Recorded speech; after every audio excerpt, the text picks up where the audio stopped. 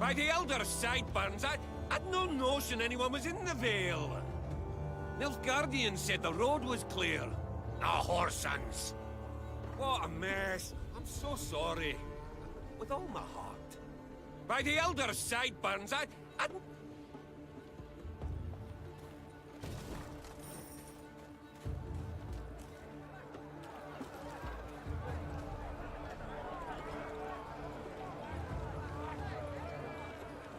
There, milady, whispered one of the scouts. Left of the path. Meve squinted. The Nilfgaardians had taken shelter from the falling snow under a rocky outcropping. The smell of roasting meat wafted from their campfire, and echoes of laughter could be heard. The black-clad soldiers had reason to celebrate. They had just decimated Meve's company without even drawing their weapons. Meve's gaze caught something else. A metal container into which the Nilfgaardians tossed bones once they'd been gnawed clean. It looked strangely familiar. Only after a moment did the Queen understand it was an overturned Lyrian helmet dug out of the snowy grave of one of her men. The whoresons. Meve hissed. They'll pay for this. Meve! Asking you last time, keep a cool head. Whispered Gabor. You want vengeance? I get it. But think of the cost. If so much as a hair gets plucked from O'Vane's head, Brouver will never forgive you. And you can kiss any hope of aid goodbye. Silence followed. Finally to be broken by one of the scouts. Milady, what's the order? Do we attack? No. Said the Queen after long deliberation. But milady, they... I know what they did. And that I shall never forget nor forgive. Said Meve, placing a hand on her scout's shoulder. But breaking Dwarven law only plays into the Nilfgaardians' hand, causing us to lose allies and our chance for victory. Meve brushed the snow from her trousers and straightened her spine. Avenge our comrades we shall. Not here, but in the fields of Lyria and Rivia. The Lyrians resumed their march with heavy, beleaguered steps. Their path still piled high with the snow brought down by the Nilfgaardians.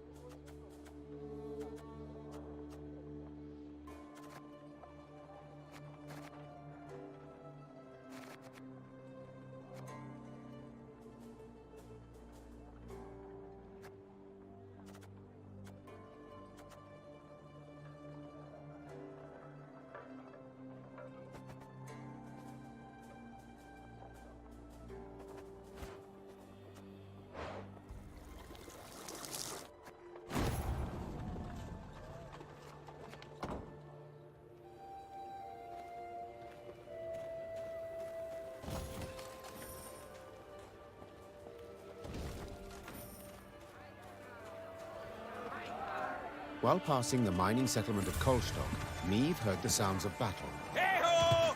Into the fray, lads! Expecting she would see monsters swarming dwarves, the queen set off at a gallop to the rescue. Her braid blew about in the wind like a banner, showing her men in which direction to attack. The dwarves she saw, however, were not engaged in a battle against Shaelmars and Barbigazes. No, they were going at one another. Luckily, no weapons had yet been drawn, but given that dwarves have hands the size of bread loaves, this did not necessarily mean there would be no deaths. Oi, lads! Roared Gabor Zigrin. What's this foolishness? Calm the hell down, damn it! Gabor's intervention proved successful. The dwarves limited themselves to verbal jousting. Meve, who was no stranger to barrack room talk, nonetheless turned crimson at the dwarves' cursing. Piecing together the obscenities, Meve concluded they were debating an old quarrel about the height of a certain mountain, or rather of the twin peaks atop it. One of them lay in the territory of Clan Dahlberg, while the other in the Hoog's land. Each family felt their peak was the highest, all measurements indicating the contrary being total fabrications. Queen, Started Gabor, nervously chewing his moustache. they're asking if you, as yin impartial and a fair-minded wench to boot, wouldn't you wish to settle their ancient squabble once and for all? Meve knew well that this type of age-old quarrel could easily end in bloodshed, so she resolved to help. Representatives of the two clans gave her a strange mechanism she was to use to measure elevation. All that was left was for the queen to button her coat up to the neck and scale the twin peaks. Time to end this delicate feud, once and for all. Time to end this.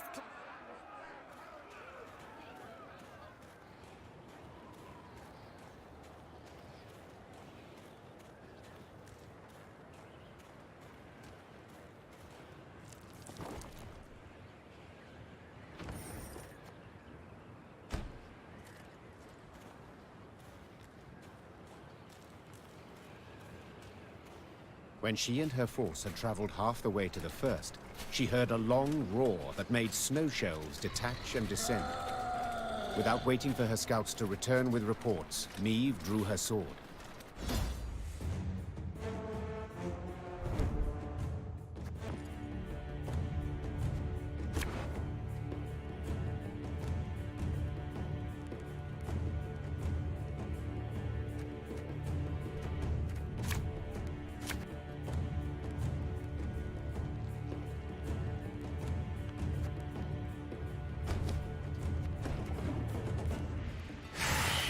Eyes up, lads! They're flying straight for us!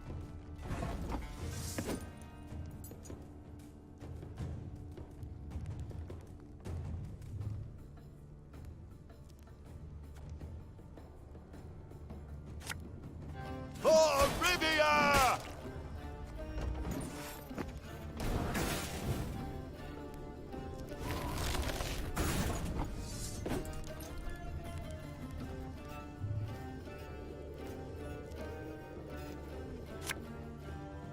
Yeah, yeah!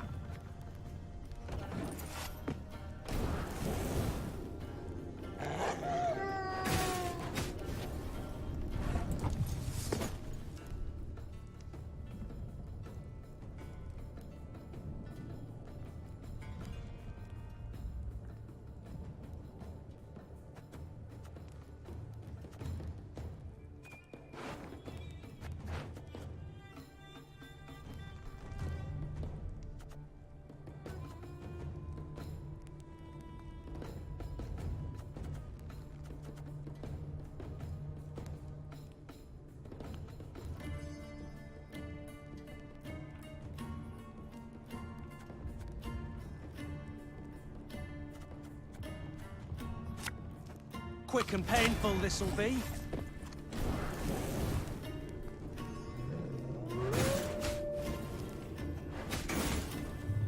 Quite the clever little contraption they gave us. Work of a gnome, of course. Ah!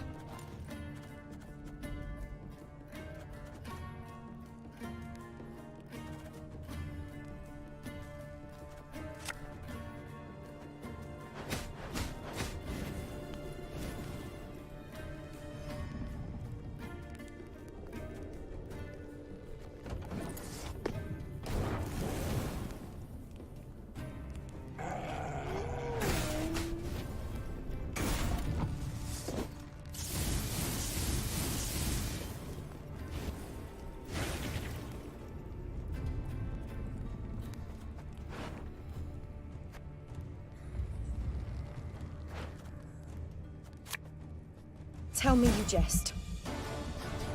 For Rivia!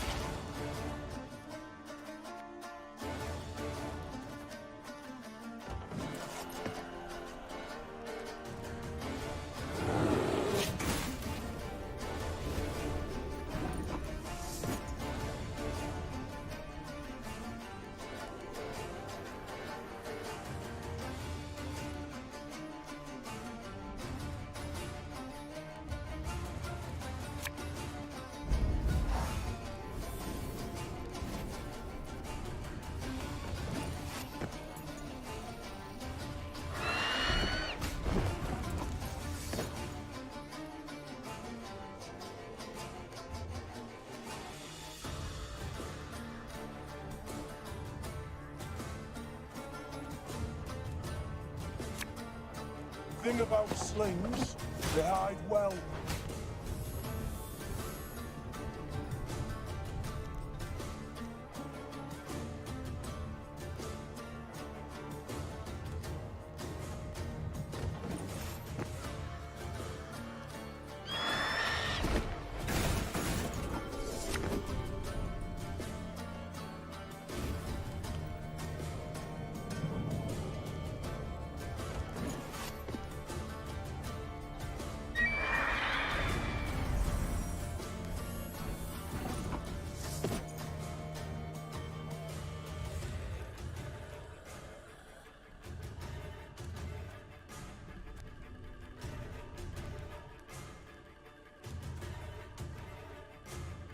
Hey?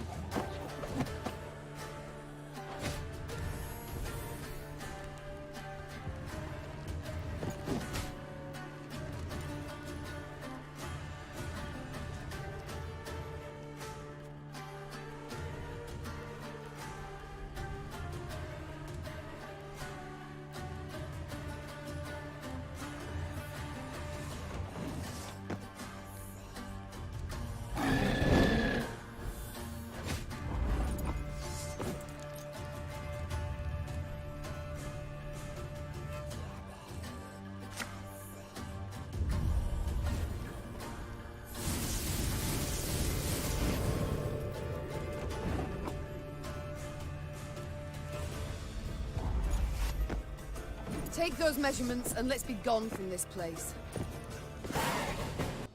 The Lyrians managed to repel the monsters and reach both peaks.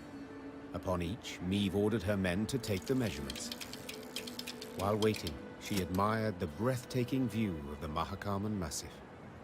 The dwarven contraption left no room for doubt. The peak within the Dahlberg clan territory was 2 feet higher than that within Hoog territory. Gabor was clearly displeased with the results. Damn it all! I'd hoped you'd proved Brouver's clan was in the right. He'd have been content to see the Dahlbergs knocked down a peg or two, and, possibly, he'd have been more inclined to help you. Said the dwarf in frustration. Then, after a pause, he added, Although, only you saw what the device showed, Queen. Perhaps you could, recalibrate the results a wee bit? 'Tis most lowly and ignoble. Ake cried out in protest. A knight his honor would never stain with such a lie. To lie would be simple, true. Said Meve. Yet to forget the matter would be so much harder. No, Gabor, I shall tell the truth. The Queen's tone made it clear the discussion was over. Gabor let the matter lie, and Meve's force began its descent down the mountainside.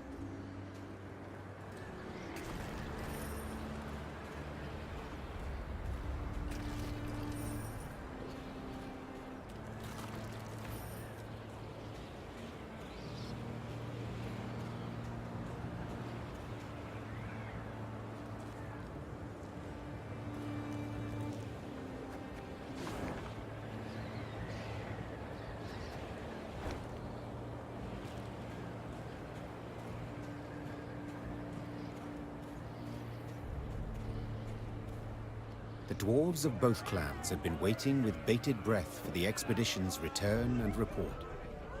As soon as Meve announced the results, the Dahlbergs rolled barrels of beer out into the square and began to celebrate.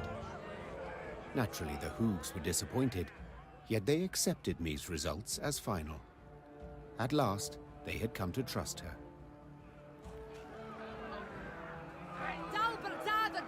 we need, every Hoogs the Dunderkey! Dahlberg's are the dwarves we need, every Hoogs the Dunderkey!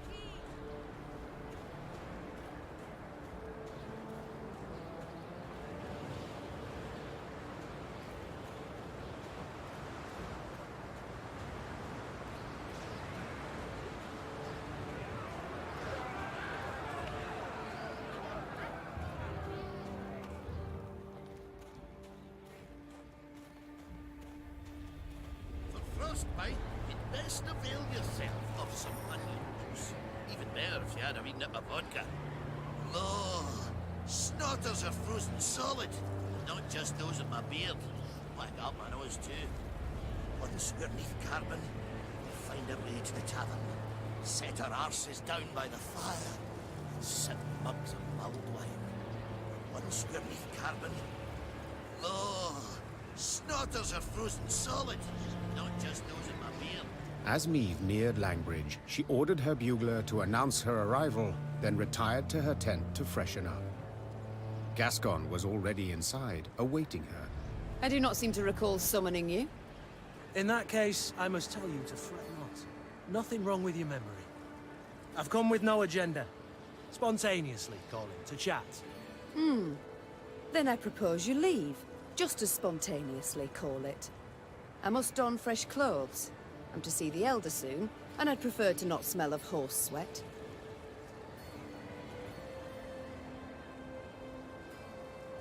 Doubt it'd make much difference to him. And be assured, I know what I speak of. When last we met, I found myself standing downwind of him. A pungent experience.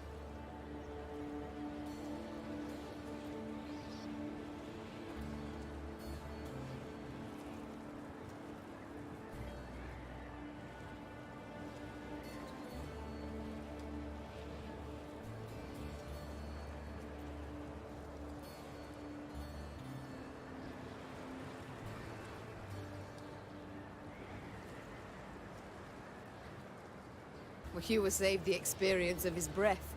So pungent I thought I might faint. Well, to revive you, pinch you awake, I'm sure would be quite a pleasure. Gascon! I beg your pardon. Ugh, I shall have nightmares now. Not tonight. For I fear you might not sleep at all. There's something you ought to know. And decidedly before you meet with Brouver. The sites we cleared of beasts, I ferreted a bit. Noted something peculiar. Any notion what it was? None. The monumental dwarven architecture, perhaps? Bones, my dear Meve. Dwarven bones. Now, guess what I found on them? Wait, don't dare give me any hints. Bite marks. Of course. After all, they'd been gnawed clean of all flesh by monsters, incidentally making it quite easy to spot other markings. Ones made by axes and swords. To be certain, I showed the bones to our medics, and they confirmed my conclusion. Meaning what? That the entire clan, the Fuchses, did not perish due to an invasion of beasts from the depths. The monsters merely ate the bodies and occupied empty homes. Now, I shared my discovery with Gabor, and guess what he did? He panicked. He started to squirm, babble nonsense. I wager my right arm, he's hiding something. Blast. Overly eager to aid us from the start he was. I might have sensed something. I shall have him summoned at once. And I thank you, Gascon. I won't forget this. Minutes later, Gabor stood before the Queen. At first, he tried to mislead her with evasive answers, but as her pointed questions demolished one clumsy excuse after another, he had to give in. Oi. As King Desmond said after a hefty squirt in his hose, we can't sweep this under the rug. If you think I welcome jests in this moment, you err. My fingers itch to summon the hangman. Right. So... 'tis true. I misled you. On our clan elder's orders, supposed to make sure you destroyed Burr's Rump and Davor's Abyss thoroughly enough to leave nae a trace. What? Why? What did they wish to hide? They was home to the Fuchses, our mortal enemies. They'd been a-boiling our heinies for ages, thumbing their noses, taking what they want when they want. And the Elder-in-Chief didn't gie a ploughing whit. So to stop them, our clan, we did the unpardonable.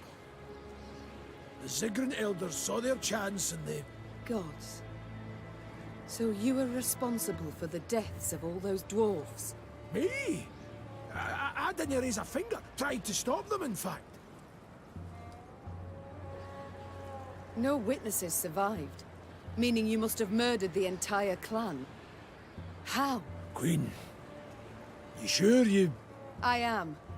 And you should be sure to answer in full, omitting no detail. A few years back, we got pummeled by a horrendous winter. Stone-breaking frosts, whiteout storms, avalanches. Made travelling a painful form of suicide. Hunger drove beasts out of their dens. Pass was covered in the filth. Got to where they paced right outside the walls. Fuchses fought a hard, bloody fight to keep the critters out of Dahlberg's abyss. Lost near every axe-wielding dwarf they had. Only survivors had to winter at Burr's Rump. Our elders felt such an opportunity wouldn't knock again. After killing the town's meagre guard, they set fire to it and barricaded the gates. They didn't stand a chance. Bastards. How in the world did the truth go undiscovered? Once it were over, our dwarves opened the gates. Before they'd lit their pipes, starving beasts came crawling out of the pass. The stank of dead flesh was strong. Zigrins who came back from that never were the same. If you'd only gandered their gaze when they had us all take a vow of silence. You invented that blarney about primeval monstrosities the Fuchses had awoken by mining too deep. A riveting tale, and one with a moral to boot. Aye. But the elders worried Brouver would suspect something all the same. That's why they wanted you to destroy all the evidence.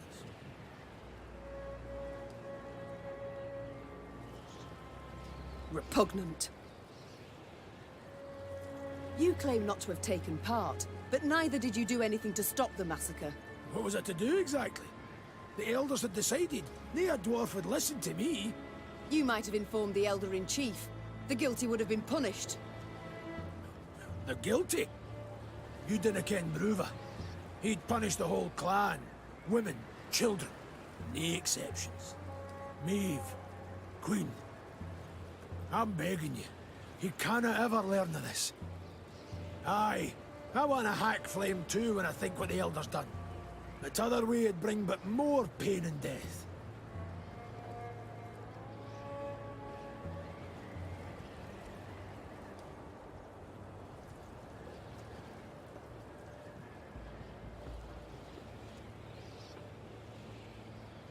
I need to consider what's right. Meanwhile, Gascon, make sure Gabor remains our guest. Of course. I'll let you know if he so much as rolls his eyes towards an escape route.